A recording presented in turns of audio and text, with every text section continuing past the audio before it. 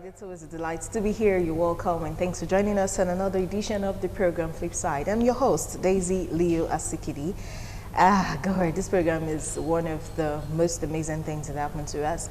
You know, for those who are new to it, Flipside is the other side of the news. A lot of issues make the news bulletins, even make it as much as getting to the headlines, but after about 3 minutes of talking about it inside the news, we're done.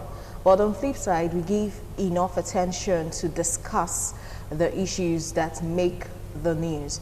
Now, last week, Wednesday, was the Youth Skills Day. So all over the world, we're talking about entrepreneurs, we're talking about people who've learned a skill. So it could be tailoring, it could be hairdressing, it could be communication skills like motivation speakers, even though many people are now against those because they say a lot of things and they might not be visible, but a lot of people have different skills they've invested into and they're using it to feed. Now, on World Skills Day, Youth Skills Day, we'll take our attention away from the regular office jobs, the regular white-collar jobs, and talk about the hustlers that are really using their hands, their brains, and everything to make money. I'm not saying you're not using your brain if you do a white-collar job, but you know what I'm talking about. You're going to meet my guests, and we will be talking about youth skills. And our topic exactly is youth skills for resilience, or building your skills for resilience.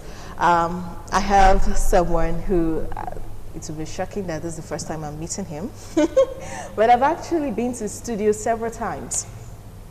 He's the CEO of Encourage Photography. Yeah, if you're very used to checking pictures, professional pictures on Instagram, you most likely have come across a picture done by him, especially of models. When you are into modeling, you know who to call. I'm talking about Mugbeyowo and Encourage. Yes. Actually, Nusa High Courage. Yes. So the N came from the Nusa and then the Courage. Thank you for having me. Thanks for coming. Thank you. And then I have another young CEO in the house with me. She's the CEO of Peculiar Skin Touch and or Peculiar Touch Skincare. Got it. Okay, Peculiar Touch Skincare, and she is Aniekwe Esther. I'm so happy to be here today. Good afternoon. Thank you. She likes her phone too much. Okay, so we'll just get right into skills for a resilient youth, which is our topic today. But before we begin to emphasize on skills, what exactly are the major things standing between a Nigerian youth and getting a decent job? I know some of you watching me right now, you don't have jobs. That's why you're even watching. You're home. It's okay. So let me start with you, Courage. Okay, I think what is standing between Nigerian youth and getting a decent job is ignorance. I think ignorance in the sense that they don't know that a lot of things have changed. This is the 21st century, and there are a lot of things that have changed about how the world sees, what the skills that the world demands at this point. All right, so everybody wants to just do the white collar job, and most of those offices are already occupied.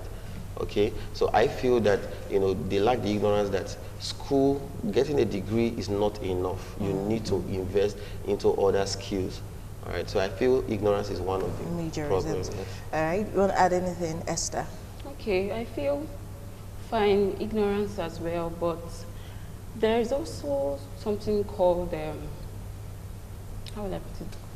I don't know how to put it, but the thing is, apart from school, students are supposed to get other side skills, like things they can do with their hands, not only education. And if you even check itself, the educational sector these days, even the so-called entrepreneurship we study in school and all, most of the times they are just theory and all of that. So you're supposed to have things that, practical things that we can be able to do aside school and other things. And even if you say you go to school and you need to get white collar jobs and everything, thing is they tend to segregate. They will ask for experiences, ask for age limits and all of that. So if you don't get the jobs, how do we tend to work? How do we tend to get those qualifications in quotes? You understand? Yeah. So those are the things we get to see, and it's actually happening. I get it.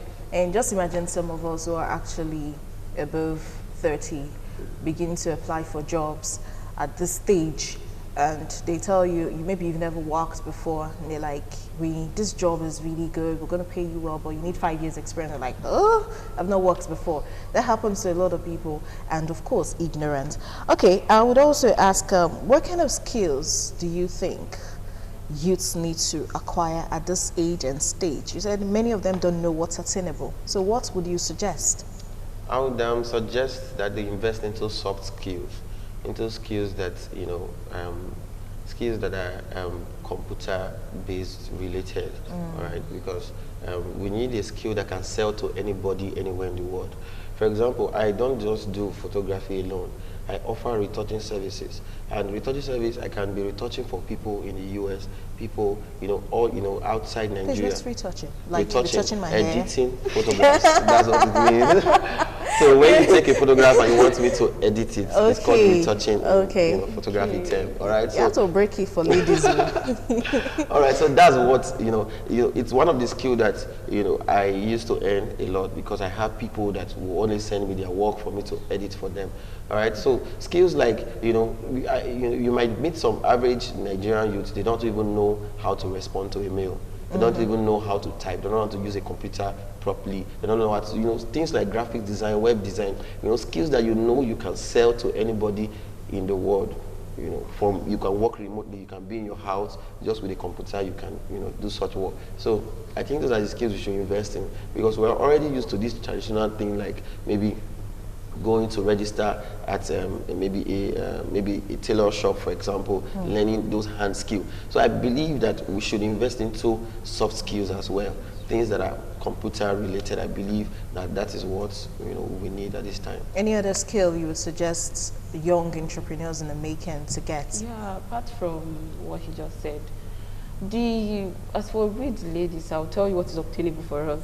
Most ladies, you hardly see them in the web designing sector and stuff like that. So for the ladies, I would advise they go for what people yearn for the most, just like handmade hand skills, like fashion designing, all those stuff. Because if you check it, there's nobody that does without fashion. There's nobody that does without making hair. There's nobody that does without skincare, like what I'm into. So those things are what is attainable. Like, you're supposed to look at those things that you feel these are what people need, and I think for guys that can be okay for you. I'm not trying to be biased here though. But okay, it's cool. It's cool. Ladies, we love fashion. Yeah. True that. Guys too, they're really, see Yomi Casual, not to give him an advert, but there's a guy and he's making lots of money for me. But can you really compare the income he's getting from making clothes to that Mark Zuckerberg is getting from just creating an app? Yeah, but I'm not saying, I'm not taking sides. I'm not taking sides. I'm a feminist to an extent. I'm not one who says ladies are not really into a particular thing. Anything you set your mind to do, yes, your sex shouldn't be a barrier. But moving on, still on you, Esther. Yeah. You said something about skincare, which is what you do. You do organics. I've seen your classes online. Yeah. And you're like the first person who does organic creams that is dark skinned in Nigeria that I know.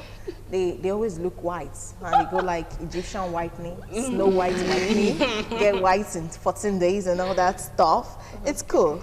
But a lot of people are getting into all of these skills. Organics used to be something not common. Many people didn't know about it. Yeah. And it's had to be, your patronage were limited to the very rich who could afford your products. But right now, organic skincare is everywhere. You open Instagram, after every 5 pictures, there's an advert with one person advertising. You want to talk about tailoring, there are many of those. Yeah. Hairdressing, there are many of those. So what exactly would you advise? How then are you going to stand out and make your trade excel beyond the regular? I think the whole idea the UN had when they created a day for world skills, youth skills, isn't just about youth getting skills. I personally believe it's taking your skills beyond making it for yourself to eat, to being able to employ others. Medium skills enterprises are to reduce unemployment. So how then can I stand out and be this really good in my job and start employing? Okay, first of all, they say the sky is big for everyone and it's very competitive out there. So what our advice is, value your, first of all, you have to be like relentless, because if you look at the way things are, like the way everybody has the same thing, you will just give up.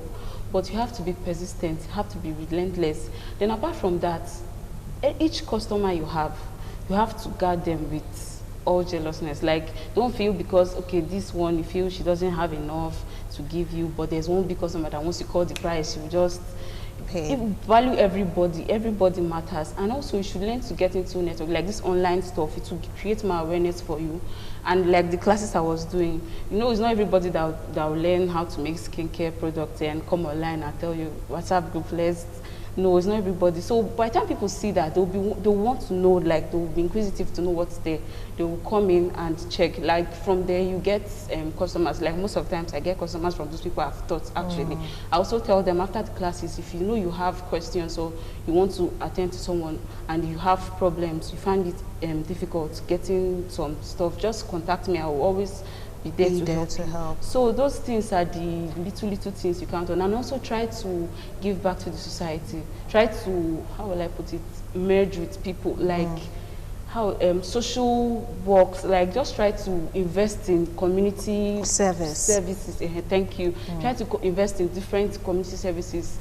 That's, to me, I feel with those little, your name will become an household name. Yeah. But encourage, what's making you stand out? What's standing you out? A lot of people take pictures.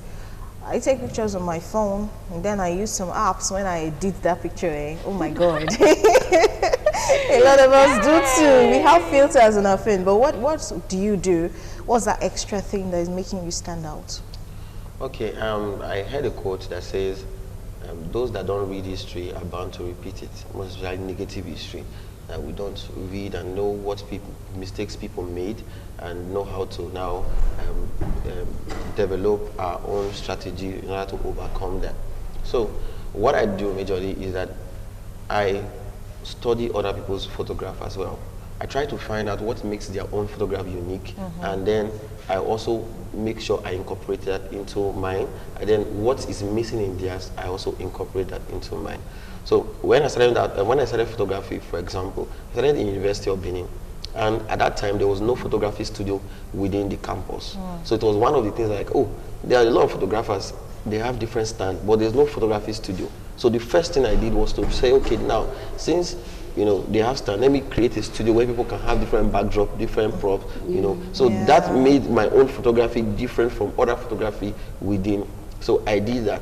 Then another thing I also, noticed in Benin was that, there were not so many persons involved into retouching, editing, photographs very well. So I decided to do that kind of, photography, and it becomes unique in the presence of other photographers that we have in Edo State. So I think those are the things that you're doing. Yes. Standing out. Yeah, you talked about Uniben, and I just had this nostalgic reaction. I remember then when you just come out from 01 or 02, that's the regular guest host, that you just see them. One shot, you just put the cap on, take a picture. Let the tree show, let the green background show. I think we have lots of pictures like that. Okay, cool. Now I want to get a bit personal. Okay. I want to dig into your trade, because there are younger or even older people who are getting into trade, but in the business they are younger than you two because they've not started or they're just starting. So let them learn from your wealth of experience. So who should I start from? I'll start with Esther. Okay. How did you get your business idea or the concept for your, because you do free online trainings? Yes. Which I have an issue with, by the way. I like it. I benefited from it. I was one of those who went because it was free. But I'm like, if you do free online class like that, who won't come pay? I mean, do it yourself makes markets bad for many people, but not so. But what brought about your concept? Okay.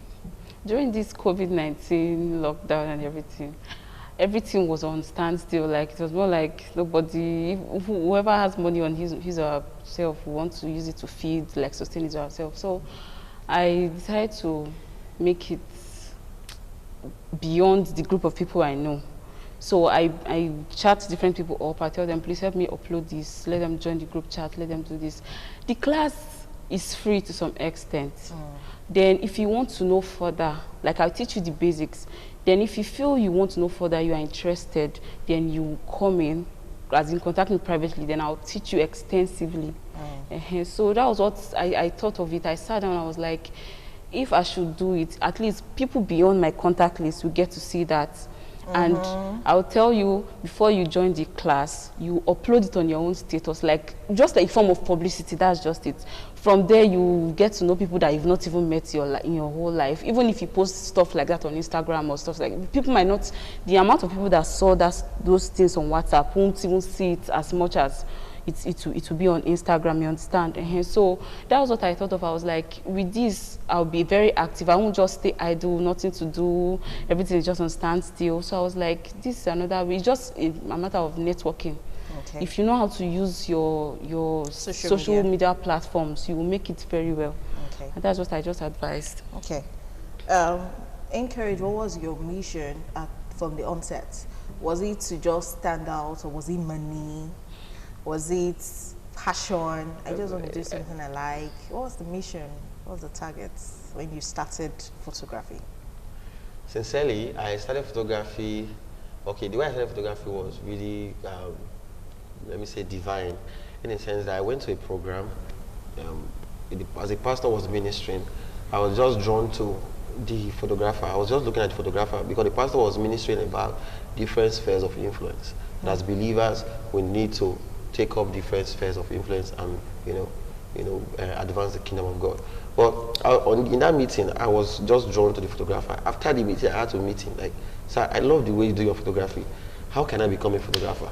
And he told me that I needed 5 years to become a professional photographer. Whoa! And this was like in 2017. He said I needed 5 years to become a professional photographer. Okay. So he said I had to study photography, and I told him, okay, give me some ideas, what should I do? So he didn't really tell me much, but I decided to do my own personal research. So I got to know about some cameras. Then I had some money with me, so I bought my first camera and I started practicing. Just because I just discovered, noticed him in the meeting, and I just liked photography. So I did not premeditate that I was going to do photography at all. So it just started like that. And then I said, okay, the vision started expanding. Got to a point where I said, okay, I want to stand out. I want to be unique. So I started reinventing myself. Okay, that's it. Still on you. Is your business registered? Sure, it is. Oh, how many employers do you have? For now. Employees, sorry. Yes.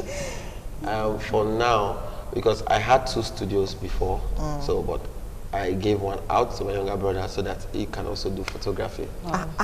So I thought that's nice. So now I have just 1 studio. So I have 2 employees. Nice. Yeah, 2 employees. That's cool. Now. That's the whole idea. Esther, is your business registered? Not yet. Not yet. Okay. But working on it. Have you employed anyone? No, just the person that helped me to deliver. The person that helps to deliver. So you have 1 employee. Yeah. That's nice. I don't have a business, so nobody should ask me. Okay. Where did you get your startup capital? Big question most entrepreneurs or in the making would ask. They're always saying there's no money, that's why they've not done something. So how did you get your startup capital? Well, before photography, I was doing a lot of business. So I was doing a lot of business. There was a time I was drawing. There was a time I was selling recharge cards. There was a time I was making liquid soap. So I've always been into business. All right. So I saved up and I had about $1 million plus before I started photography. Whoa! So that was it. So I didn't start from the scratch. I just bought camera and started. Why are you trying to I robbed you. So I just bought. I even told my parents about photography, that I wanted to do photography. So they asked me how much would the equipment cost. When I told them the amount, they were like, "No, it's not possible." We learn another. So, but before they realized, I already got my equipment that I needed, and I started. Okay. I know organic products are not cheap. Yeah. I used organics when I was preparing for my wedding so that I could glow that day. So yeah. So I used for 2 months, and they did not just scrape my head. They baba my head. That means bad English to explain it, but it worked. So how did you get your startup capital to start that business? I didn't really need a startup capital. What I do is, if you make orders, if you place your orders, when you pay, because I do payment before delivery, or you can pay part of it, then upon delivery you can pay the remaining part. So what I do is, when you pay parts, I can, yes, I can be able to add up like the little I have, make the product, then deliver. When you deliver it, you give me the remaining. That was how I started. I didn't need any, because if I was waiting on something, I know I wouldn't have even started anything. And then, yeah, now that works. It depends on the kind of business you're doing. For her business, that was a lot of wisdom. For Encourage's business, just imagine me coming to the studio, I want to take a picture, and it's like, bring money, I want to buy camera first. I want to rent camera. But it's possible for weddings, though. If you shoot weddings, you pay can you ahead, you can and rent the equipment return. in it. So. Yeah, that's true. Yeah. Okay. Now, COVID-19 is a big issue. It's still on. Businesses are still shut down. Some. I know most shops are open in Benin City. Government workers are home, and I think it has affected business to an extent. That's what I feel, but I'm not a business person. What do I know? Did the COVID-19 lockdown affect your business? So me, not really, because I reinvented myself. All right. So what I did was I started online training. I started, teaching people online, and so far it has prospered. So I didn't feel any lockdown because I was always engaged. So before the COVID-19, before the lockdown, I was busy with the studio work, taking pictures, going for weddings. But during the lockdown, I was busy teaching people online. So it was like there was no break for me because I was busy. Nice. Did the COVID-19 lockdown affect your business? Yeah, at the initial beginning, stage. yes. Okay. But I had to continue with online stuff. That was how I was able to scale through. Yeah, online. Seems like everything is happening online. Yeah. I need me an internet expert so that I can also go online. Hire me. No, I don't want to hire you. You look like you're going to dupe me. Okay. How would you grade entrepreneur orientation in Nigeria? Many people are learning work. Everybody. But how would you grade our orientation in Nigeria? The ideas we have when we talk about skills, the things that come to our head, is it the right things? I've seen people who, you say, I want to learn a trade, or I want to learn handwork. They go like, if you pass, not get brain to go school. Or you're in school, you want to learn a skill, your parents are like, no child of mine is going to go do this, you have to be a doctor. And all that stuff. And I've also seen parents who encourage them. I actually learned a skill. I sew clothes, even though I don't work with it.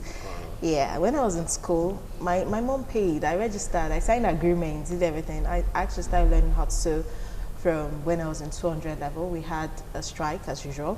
I was home for 4 months, so I started. And when I was done with school, I went to finish up before I went for service. But fortunately, before I finished service, I got a job, so I just stayed where I was. But how would you grade our orientation on entrepreneurship? Well, I would grade maybe Nigerian youth maybe very poor because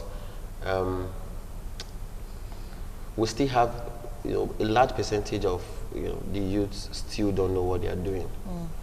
Though we have a few that are doing well, but based on percentage, I feel more people are not really oriented about entrepreneurship. Okay, and some of them that even have some little light about entrepreneurship, they don't really know how to do their business properly. How to build their business and grow their business. I feel, but although there are a lot of growth, this lockdown, I noticed that almost everybody on my WhatsApp was selling something. Yeah, everybody. I don't sell boiled water too. Yeah. They sell everything. So and well, I think things are changing. Okay. Things are changing. Okay, how would you grade our entrepreneurship orientation? Okay, to some extent, it's still poor. Before I gained admission, my mom would be like, go to school, study, become a lawyer. But when I I got into school. I didn't actually get the course I was applying for, so I was a little bit discouraged. Then I decided to wonder, this course I'm studying, I'm actually studying philosophy. After school, what next? Like, what else will I be able to do with this philosophy certificate? Because some people they might feel you get limited because your course is not a very lucrational course. Doesn't look sellable. Okay. So I was like, it's better I learn something on the side. I'm also looking forward to working towards learning fashion designing as well. But before then, I was like, how will I get the money? My mom didn't really support me then. So I was like, okay, I can do this with my little change I have on me. I can learn skincare. And even when I want to start, I don't necessarily need to get a shop or stuff like that. So that was how I started the skincare stuff. But the main thing is, most youths these days, they don't really understand. They just feel go to school, get a white-collar job. And at the end of the day, those white-collar jobs, they don't really pay. And you find out that at the end of the month, you are almost in debt again, waiting for the next salary. So they should learn how to look for something on the side. They shouldn't just rely on their monthly salaries and everything. So they should learn to explore, do more, take risks, and we'll be able to succeed. All right, and the very last question I'm going to ask on the show before we go is, what would you advise business people to do so they can build resilience against a case of COVID-19 reoccurring? It could come back this time and even be stronger. Those who were in Gambia who had the case of Ebola, they've been through what we're going through now, and in future maybe something worse could happen. So what would you advise business owners to put in place so that Koro or no Koro, we're still selling? They should just learn how to go full-time online. Yes, okay. Full-time online. Anyway, even though it's getting sponsored advertisements, your branding, like, don't stop publishing, don't stop advertising, don't stop, just continue. Online. Yes, okay. just so continue. What would you advise? I'd advise that they should invest into more than one, skill, one stream of income, because even the COVID, for example, affected a lot of business more than other businesses. For example, some restaurants still were able to sell. Some people that sell food items were still able to sell, but some people that sell clothes, did not sell so much. So I feel maybe one of the things we must do is to make sure we have more than one stream of income, invest into other things, and when any other thing happens again, you will be sure that you can fall back on one. Yeah. Okay, so thank you so much for being my guest Thank today. you. I appreciate They're business owners. Obviously, from the discussion, Peculiar Skin Touch is the youngest in the business. And Encourage Photography has been in the market since 2017. I actually took my birthday pictures in that studio. But I would say you can get this video on YouTube and from today and just watch up any part you missed out on. World Skills Day, Youth Skills Day was last week, and there was a video on the UN page. I just want to push play to it, even if it's 30 seconds of it I can cover. We'll see that. I'm Daisy Leo Asikidi. Bye. I'll leave you with that video.